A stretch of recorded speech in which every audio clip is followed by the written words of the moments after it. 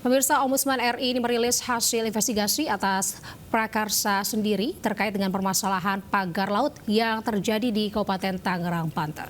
Pada investigasinya, Ombudsman mendapatkan temuan yakni kerugian nelayan mencapai 24 miliar rupiah, penguasaan ruang laut hingga unsur pidana.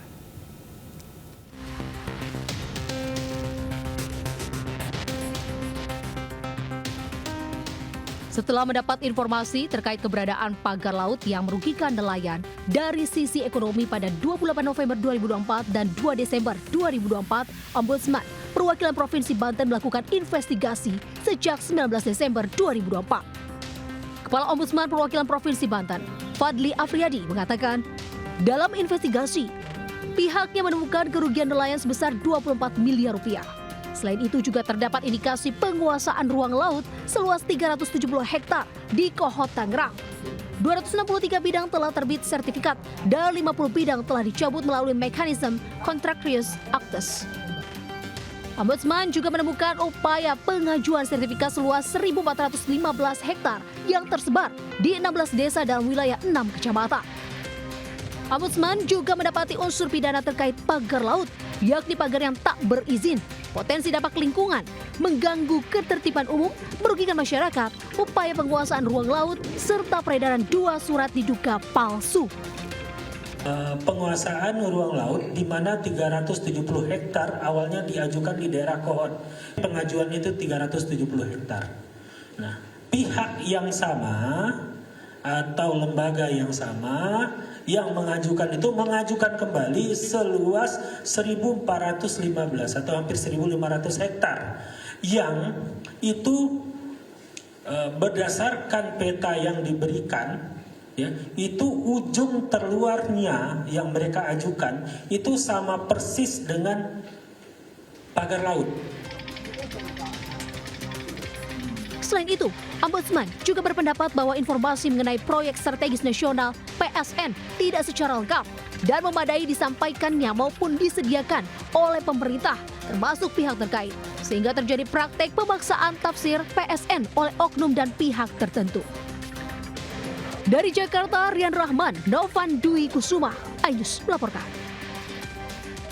Pemirsa, Presiden Prabowo Subianto meninjau makan bergizi gratis di SD 05 Jati, Rawamangun, Kecamatan Pulau Gadung, Jakarta Timur.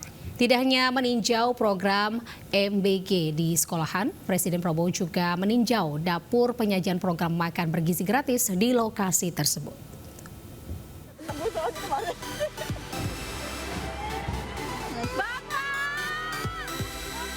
Presiden Prabowo Subianto tiba di SD 05 Jati, Rawamangun, Jakarta Timur disambut sejumlah guru dan murid. Prabowo meninjau langsung program makan bergizi gratis yang digelar di SD 05 Jati, Rawamangun. Menu makanan pada MBG di SD 05 Jati ini berupa nasi, ayam goreng, tahu, sayur, dan buah semangka. Tak hanya meninjau program makan bergizi gratis di sekolah, Presiden Prabowo juga meninjau lokasi dapur yang menyiapkan program makan bergizi gratis yang berada di lokasi yang sama. Usai melakukan kegiatan peninjauan, Prabowo langsung menyapa masyarakat dari atas mobil yang disambut hangat warga.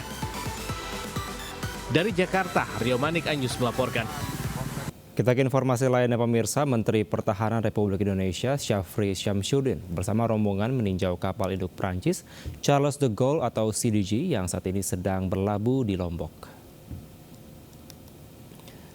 Kedatangan Menteri Pertahanan Syafri Syamsuddin didampingi Panglima TNI dan Kasal ke kapal induk Prancis Charles de Gaulle atau CDG disambut dengan menyanyikan lagu kebangsaan kedua negara.